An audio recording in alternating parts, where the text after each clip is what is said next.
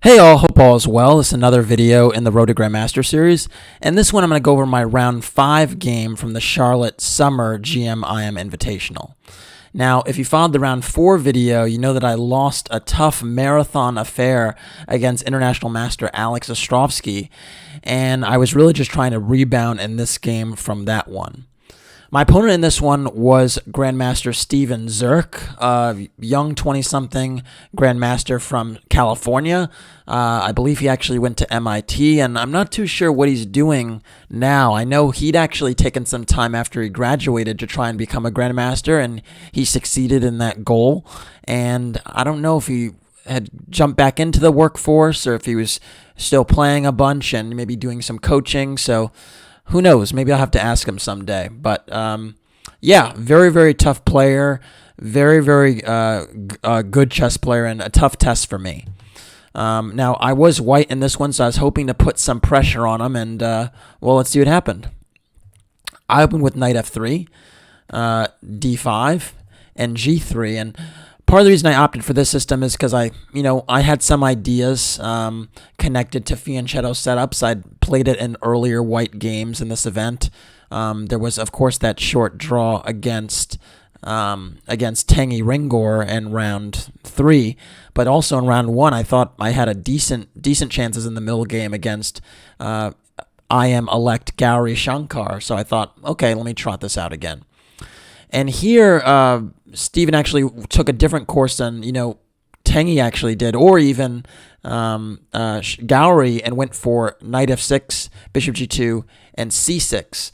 And typically when you see like this knight f6 and d5 and c6 type of setup, black is trying to play a London system reversed with bishop f5.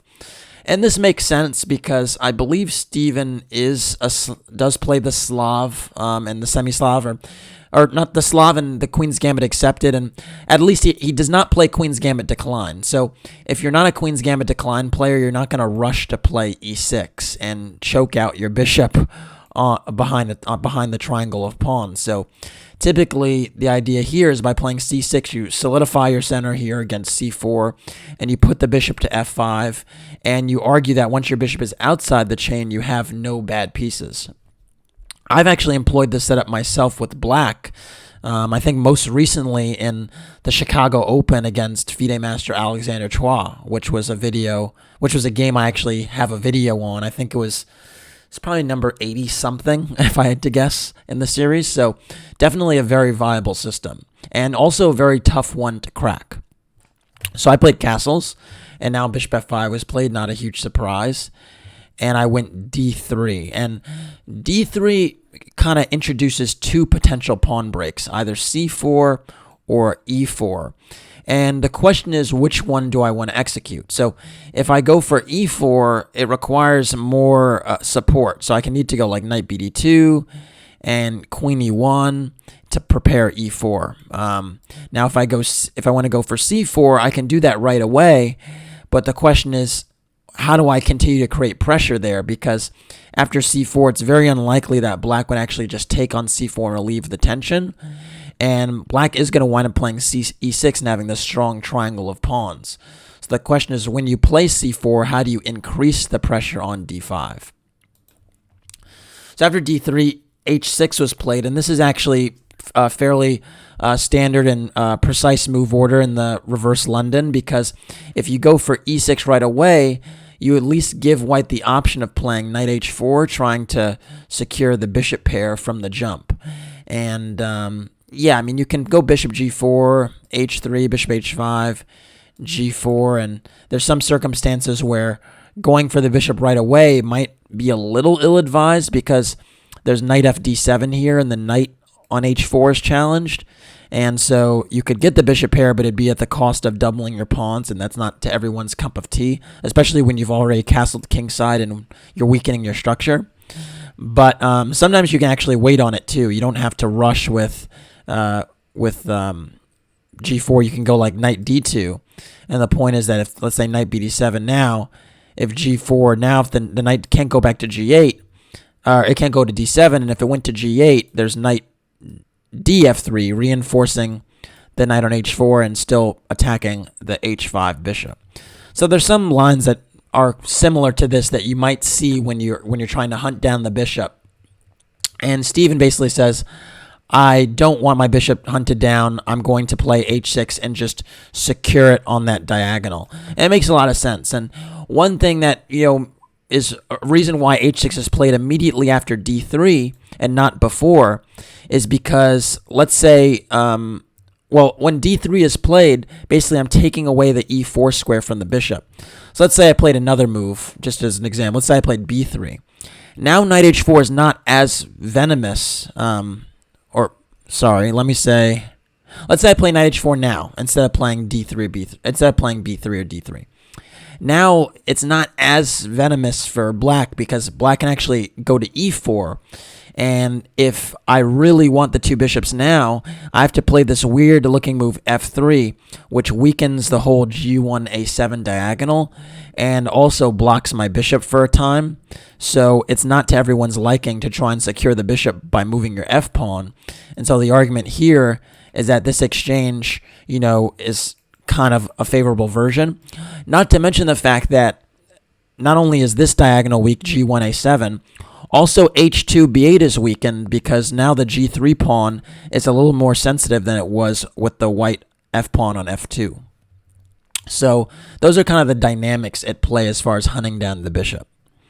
So anyways, I did go d3, h6 was played, and now I went c4, and c4 tries, to get at this d5 pawn, attack the center, and black now went for e6, solidifying the chain. That makes a lot of sense. Typically in these structures, black actually wants to play to meet c takes d5 with e takes d5. And the reason for that is if black is actually castled, the rook will have a half-open e-file to potentially pressure e2 in the long run. And so typically that is the way that black wants to take. The other reason for that is if you... let's say after c takes d5, e takes d5. The other reason this is somewhat desirable is because the bishop is still biting on granite as far as this structure is concerned. Whereas if you take with the c pawn, there's a little bit more of a likelier chance that this bishop on g2 will actually have this diagonal to work with eventually, because now there's only one pawn in the way as opposed to in this structure where there are two pawns in the way of the whole diagonal opening up. So that's another dynamic to keep in mind. So anyway, c4, e6. I actually went queen b3. And the idea here is that, okay, black has this really solid center and got the bishop outside the chain, but the one kind of sensitive point is actually this b7 pawn. So the idea is that I target this b7 pawn. I also indirectly maybe exert a little bit more pressure on d5, and I ask black an important question. Black now went queen b6, and this is incredibly logical, and this actually provokes one of my sort of favorite tensions to discuss. I actually call it the queen b3, queen b6 dilemma, because this happens actually in a lot of queen pawn openings where there's a b7 pawn and a b2 pawn, and they're queens that sit in front of them, and neither side really wants to take, because at the end of the day, if you do that, you actually open up the A file for the opponent's rook.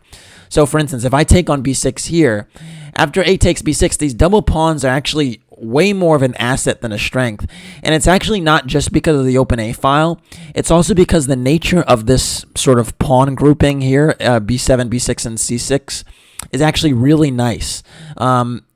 In some juncture, let's just say c takes d5, e takes d5 is played. This pawn coming to b5 is really nice for black, and this knight on d7 can sometimes nestle into b6 or a4. And basically, this pawn chain is very, very fluid and flexible and controls pretty important squares. So it's actually not very desirable to take on b6.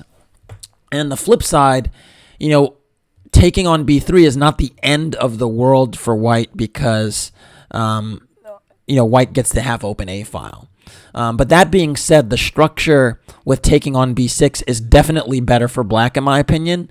And if black takes on b3, it's usually a tiny bit better for white with a really, really precise play, but it's tougher to take advantage of. And we'll actually see that in a moment. Because after queen b6, I actually played the move bishop e3, trying to actually provoke this exchange of the queens, and particularly on b3, and arguing that, okay, I get these double pawns, but the half open a file for my rook. Now, black actually did take on b3, and this endgame arose, or I should say queenless middle game arose. But just to show you a few other options, I also could have played the move queen c2. And the point with queen c2 is that I've maybe forced this queen to the b6 square where it's maybe a touch misplaced. It's not so poorly misplaced, but maybe at some point it can be harassed by bishop e3, or maybe some point I push my b pawn and the queen is in the way. So there is this idea of playing queen b3 and then queen c2 back. And now with my queen on c2, I'm further supporting a future e4 break.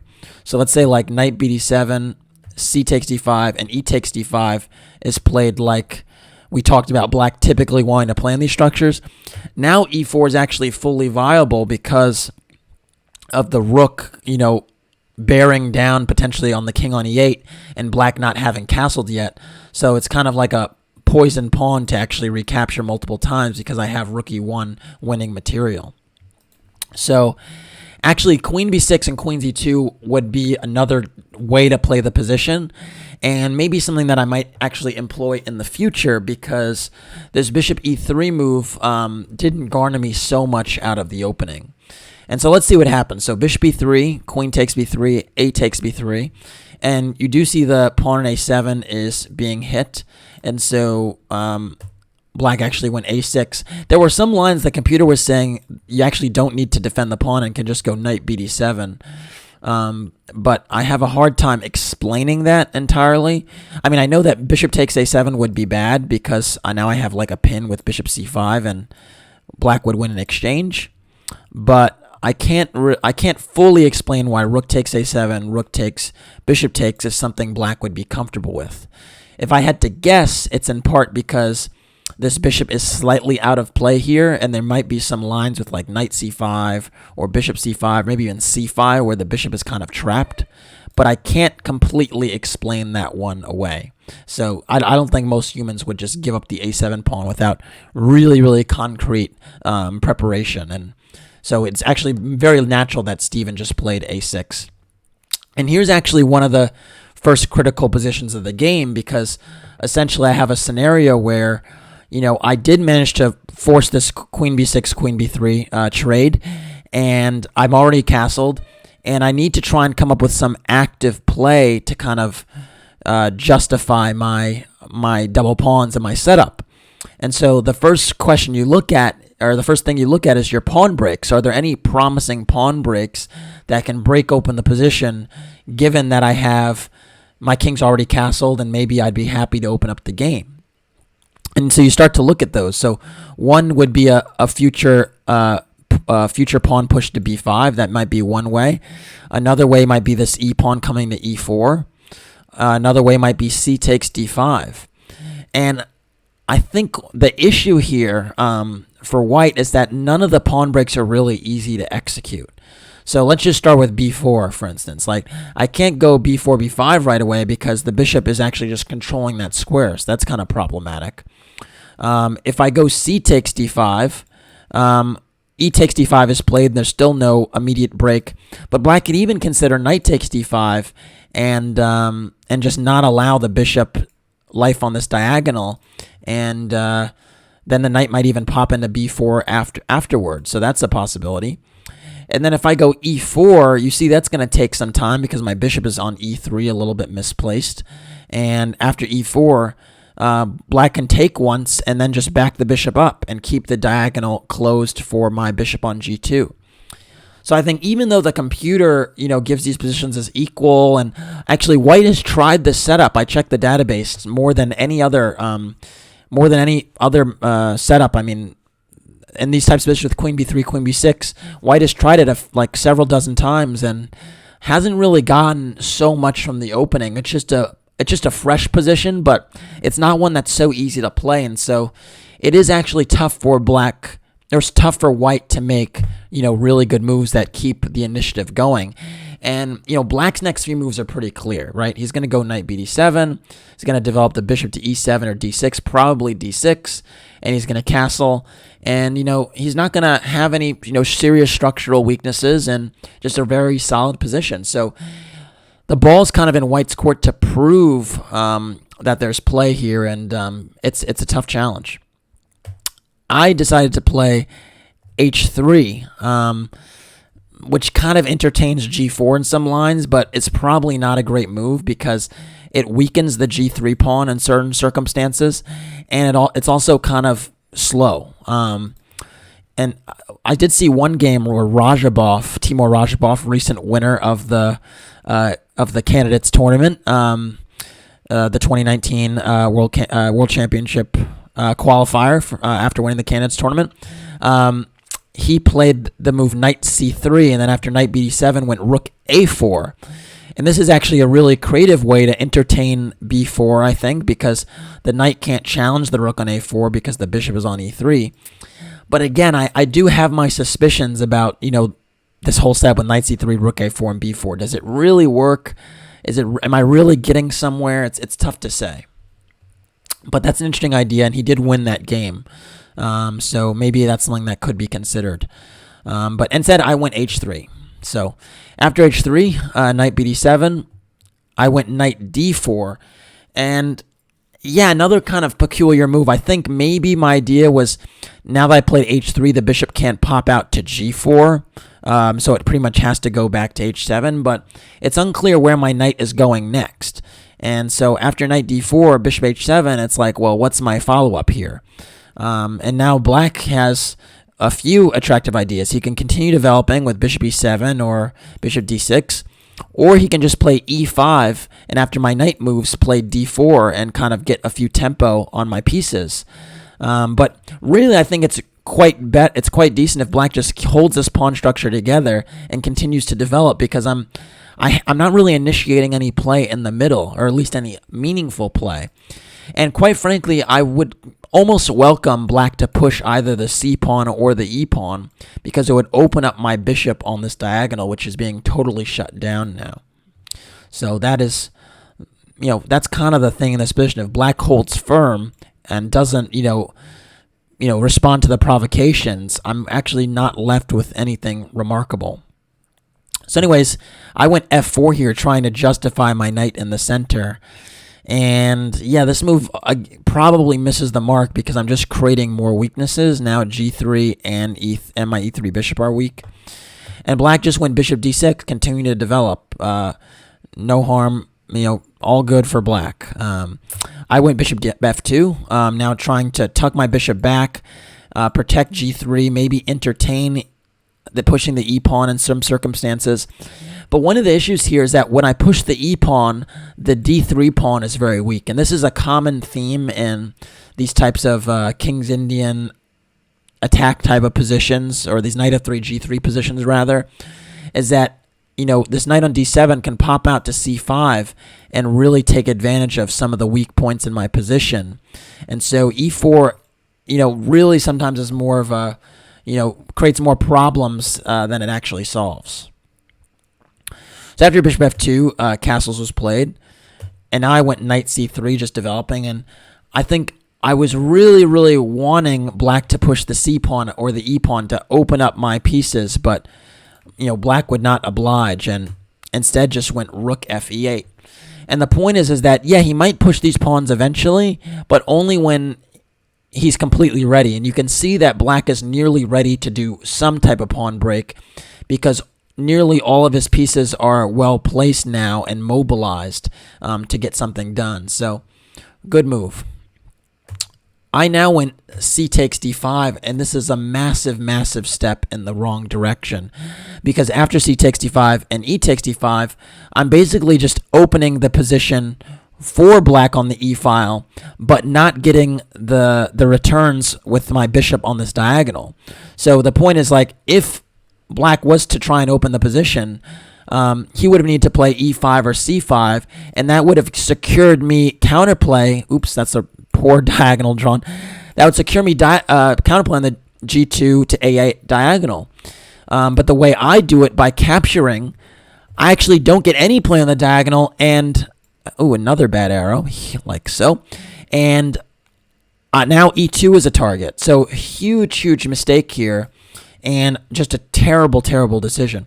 Instead, knight f3 would have been a little bit better, just popping the knight back and kind of just waiting on, black to do something. Black could play a move like rook a8 and continue to wait.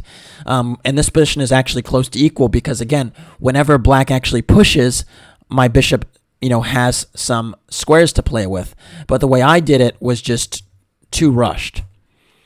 And after c takes d5, e takes d5, I pretty much devoid of counterplay. My knight is not, it's protecting e2. Again, I'm not really pushing e4 because, that would hang material now with d takes e4, but also knight c5 is a problem at some point. There's no pawn break with b5 now because these two pawns just ensnare that square. So my double b pawns are going to be weak for some time. And, I have huge problems here. I now went bishop f3. I think just kind of like a waiting move, waiting for black to kind of do something and reinforcing the e2 pawn, which I realize now is a target. And black sees the initiative here with a very strong move, g5. And g5 essentially gets at the weaknesses in my camp and creates more problems for me because now if I play f5, I give the e5 square to black's pieces. So knight e5 would be great, hitting the f3 bishop. Maybe g4 is an idea, and splitting these pawns. Black would have the two bishops, all those good things. And if I take on g5 like I did, after h takes g5, the g3 pawn is a bit of a target. And the h3 pawn could come under fire quite quickly after a move like bishop g6, king g7, and rook h8. So all of a sudden, it's a queenless middle game, so there's no attack on the black king. And now there are just more problems right now in my position.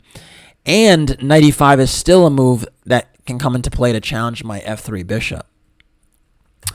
I went king g2 now, trying to kind of consolidate my pawn structure.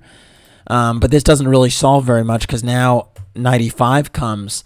And now, in addition to having more space on the queen side, the bishop pair is going to be an asset for black. And note that I can't even take with the e pawn in these lines because the d3 pawn is super sensitive. So I'm going to lose the bishop pair, and I'm not going to be able to stop this move g4 because, if I take with the knight or the king, g4 will come. So I played knight c2, backing my knight up, trying to get my bishop on f2, a diagonal, and some counterplay now that, black has tried to open the position. And now black played the very strong g4.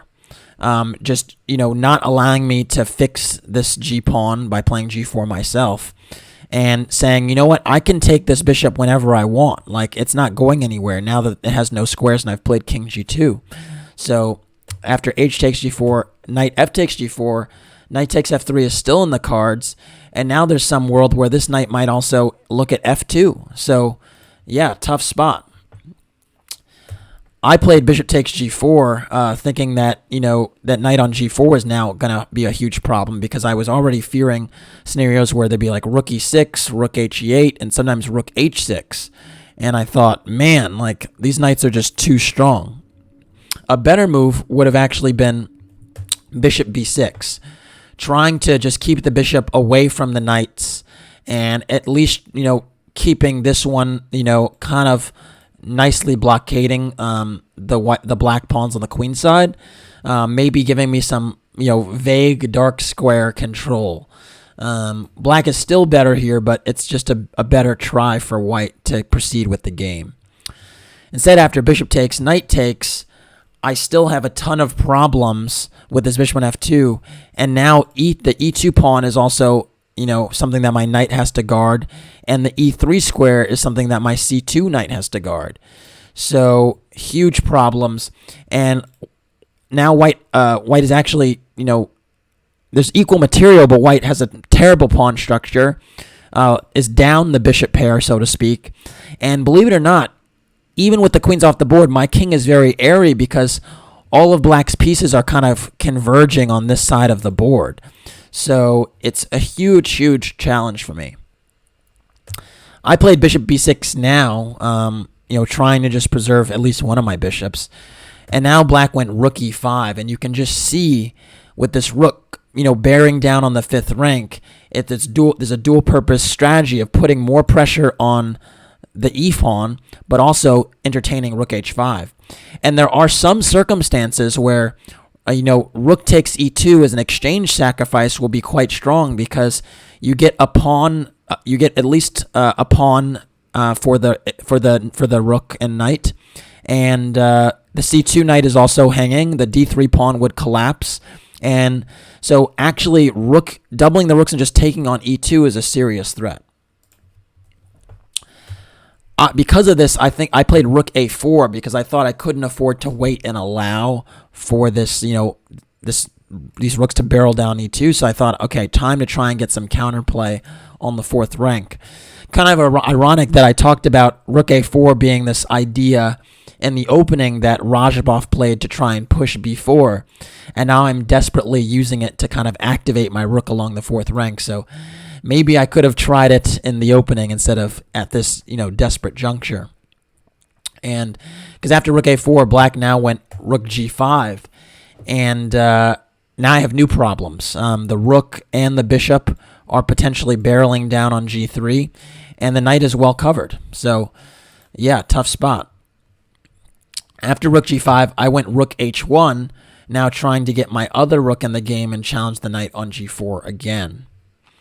Black went rook e8, getting that last rook into the game, and just look at the coordination of black's pieces. They're just all fantastically fixated on my king side, whereas my pieces are, all over the place. So really, really good coordination by Steven. And now I went rook h4, challenging that knight on g4, because I just needed this pressure against the e3 square to go away. I really could not tolerate that. And so after rook h4, black actually went knight f6. And knight f6 is actually a fine move, but instead f5 would have been better, because in this version, you basically cut off the rooks from ever connecting with one another, and the knight just is cemented on the square. Now, I do understand why maybe he didn't play f5. Maybe he was wary of this bishop on h7 now taking a long time to get back into the game, so I get it. But this knight on g4 can't really be effectively evicted, and that actually is a bigger factor than this bishop on h7. So anyways, after f5, after knight f6, I went for bishop f2 now. My bishop came home. I'm able to protect g3, which was a target. And black went for c5, now trying to press onward. Now that there's, my pieces are kind of tied up around the king side, you create one more distraction, one more lever in the center, and maybe my position just collapses. So this is kind of the principle of two weaknesses, if you will. You hit one place, then you hit them another, and then they can't hold both of them together. And my position is critical. In fact, the position is losing, but it's really, really critical now because d4 is a serious threat. If my knight is dislodged, the e2 pawn drops, and then with it the whole game, because the second rank just drops entirely. So really, really critical. And this position after c5, I actually played rook a5, and rook a5 was a very, very tricky move. It was a move that I knew was not the best move, but I thought it might give me some practical chances. The computer was actually suggesting the move b4, and I looked at this, but I rejected it because I thought after d4, b takes e5, d takes e3, c takes d6, and rook takes e2, that there's no way this should be any type of playable position for me because the knight is hanging, c takes b2 is a possibility. But it actually turns out here that the position is not completely lost. I could play knight d4 attacking the rook on e2, and after rook takes b2, go rook c4 and actually recover the pawn on c3. And somehow, after rook d5, rook takes d3, rook takes d6, I'm only a pawn down, and there are opposite colored bishops on the board that might present some vague drawing chances.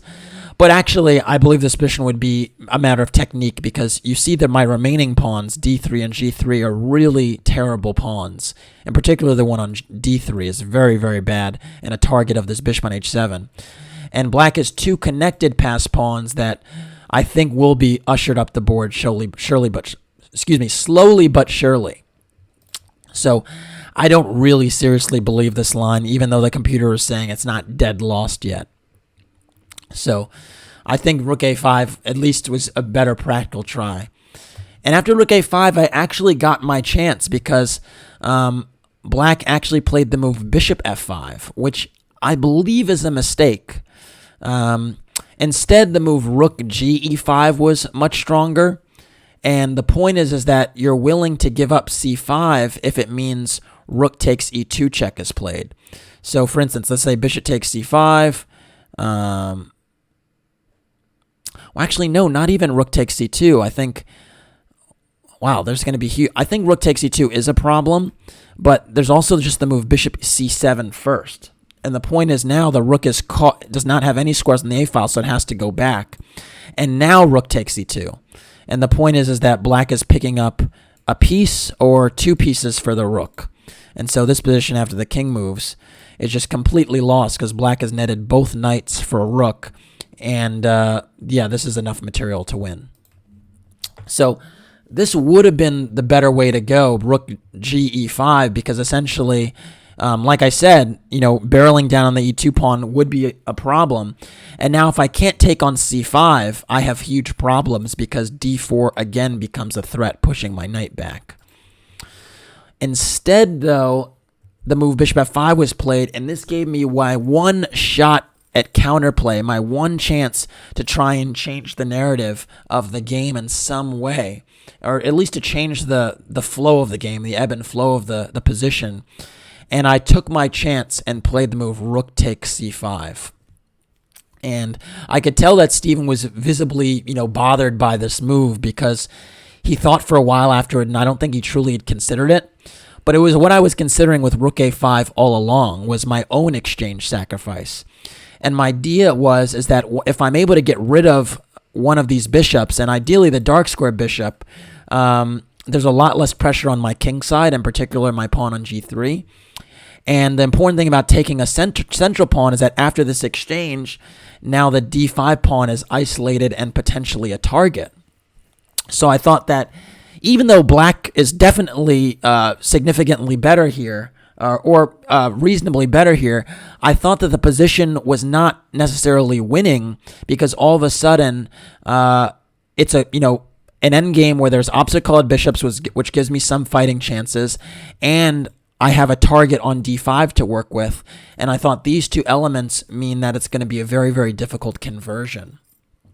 And so I was quite happy to kind of upset the balance just a little bit and make it difficult on him. And yeah, I thought that, this is a very, very tough ending, but if I defend really well, I probably shouldn't lose it. I also saw the prospect of blockading on d4 with either my minor pieces to be a really good one, and all of a sudden my knight on c3 could never be dislodged with d4, because there's just no other ammo on that square to really challenge me. So I thought all of a sudden I was kind of getting some control. But to Stephen's credit, he did play the very best move in this position to kind of nullify my activity, and it's the move, or one of the best moves rather. He played rook h5. And rook h5 is a really good move, is because right now you recognize there's no longer an attack on g3. This bishop on f5 for the moment is blunted by my pawns that are on light squares, and even the knight is tied down to d5. So at the moment, black's actually lacking some coordination. So really, it would be my moment to shine and maybe move my rook somewhere, attack the d5 pawn, or attack b4 or something, come to b4 and attack b7. But basically, Stephen decided, instead of giving white any type of activity for the exchange while having a heavy piece on the board, I'm just going to get rid of it. And rook h5 really does that, because if I decide to try and keep my rook on the board now, I have to be worried about knight g4 and rook h2 coming in, or sometimes bishop g4 or bishop h3 and challenging the e2 pawn. So I figured here, you know what? As much as I want to keep the rook on the board, it would actually be quite harmful to my position because there are ways that black could infiltrate on h2. Another thing I was worried about is if I move the rook away, something like king g7 and rook h8, and now both rooks coming in the game. So I thought I really did need to get rid of these rooks. And the other stroke of brilliance with this move is that after I take, I can't actually capture on d5. Even though it's temporarily hanging, tactically it just doesn't work because rook takes e2 picks off my knight on c2. So really it does a great job of trading my most active piece and ensuring that I just have a position where I have to defend, but nothing else. And so I tried to get up for that challenge, and let's see how it went. I started with knight e3. I thought that was good, attacking the f5 bishop and the pawn on d5 and covering up my e2 pawn and threatening g4. Very multi-purpose. It forces bishop e6. And then I went king f3, activating my king, and I thought, on a really good day, maybe my king could step up the board and I can shuttle it over to the king side or to the center where I win the d5 pawn on a really good day. If I'm able to win the d5 pawn, I should have no problems holding the game because, I'd have this nice pawn duo, and I could even entertain trying to win if I got the d5 pawn because I'd have 2 pawns for the exchange. Black now went rook d8, protecting that d5 pawn, and I went bishop d4, blockading this pawn and stopping black's immediate threat of d4, forking both of my knights. So bishop g4 just stops that. And the other nice thing about bishop d4 is it stops the knight from coming back to f6. So you can see I'm doing a really good job so far of blockading on the dark squares. Black now went king h7, I think trying to activate this king in some way and get a little bit active. And here was actually the critical position where I could continue to, keep the control in my game and the blockade going effectively.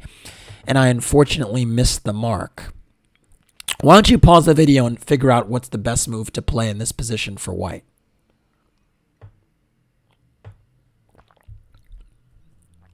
All right, hopefully you got a chance to pause the video and mull over the position just a bit. The best move in this position is actually g4. And I don't know why I didn't play it. I recognize that, taking space was important, but I thought that I really wanted to get at the d5 pawn, and I thought that as long as, my knights were like this, I had to try and remaneuver another knight to, get into the d5 square. I don't know what I was thinking. I should have kept the knights where they were and kept the fortress of minor pieces in the middle and improved my king with g4. The point is that now after knight g7, I can go knight g2, and my knight gets to f4, and this king actually doesn't even have anywhere to go because once my knight is on f4, it controls g6, and of course my bishop controls f6, and there's just no way through. And this would be a great position. After knight e8, knight f4, knight c7, bishop f6, very important, challenging this rook on d8 and keeping this king boxed out. Rook g8 and g5. This position is actually very, very difficult for black to win, and I actually am quite confident black probably wouldn't have won it because there's just no activity. The rook can't activate on the h file right now. There's no other file for the rook to activate on. The only potential open file would be the c file, but my knight is well blockaded there. So it's just very difficult for black to break this fortress, and you always do have to watch out for my king coming in on the dark squares. So yeah, this was a bind I could have established, but I didn't.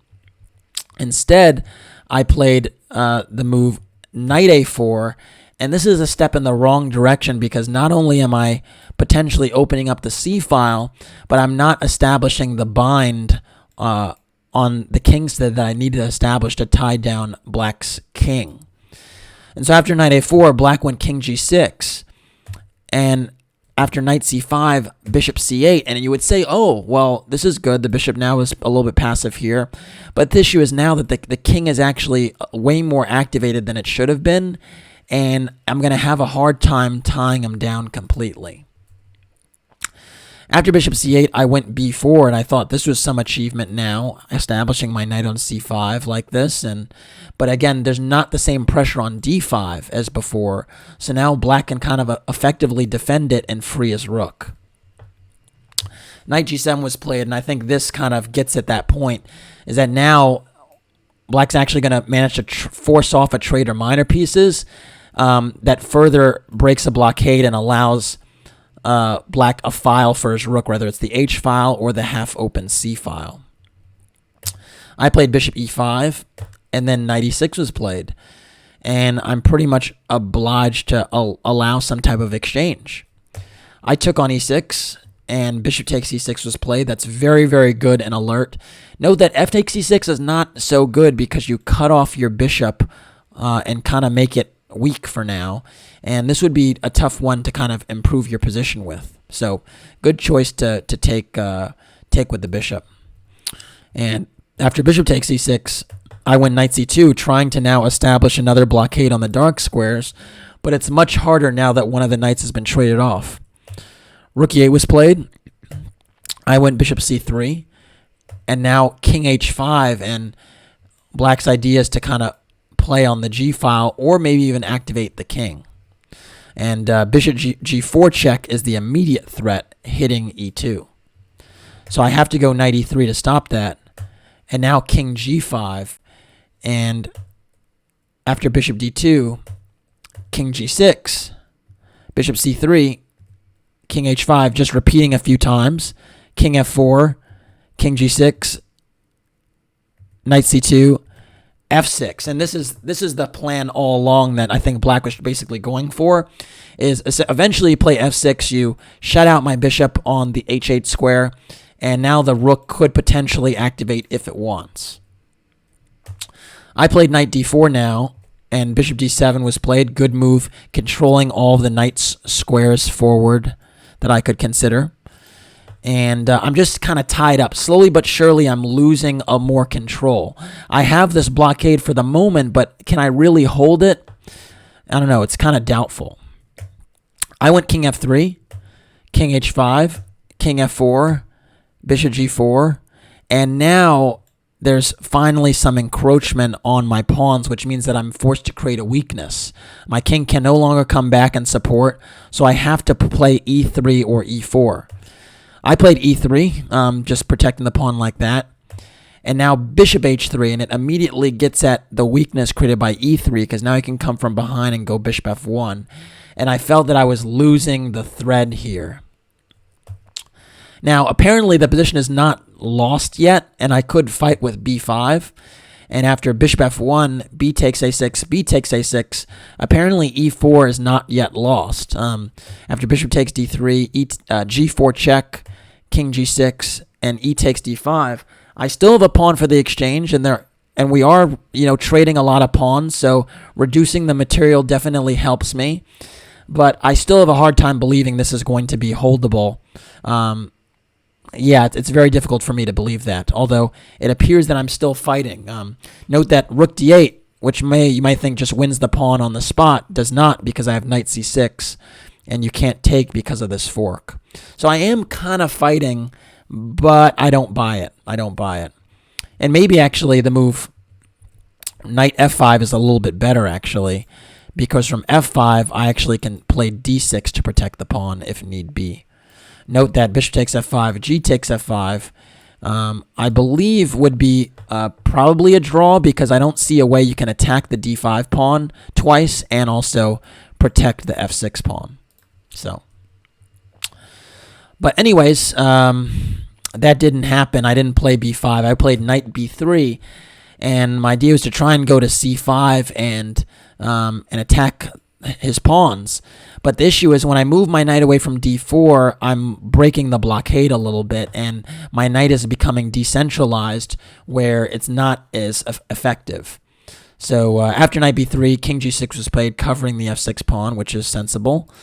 And now after knight c5, bishop g2 was played. And this is actually a move I missed.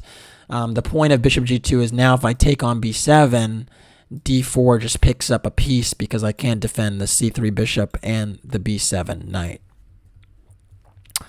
After bishop g2, I went g4, just trying to at least, restrict this king a little bit. And now rook e7 was played, which is a good move, just really being very patient. There's no reason to rush in this position. And rook e7 also is excellent because you actually stop knight d7, which was another one of my ideas. Maybe you can argue I should have started with knight d7 here. But yeah, I didn't.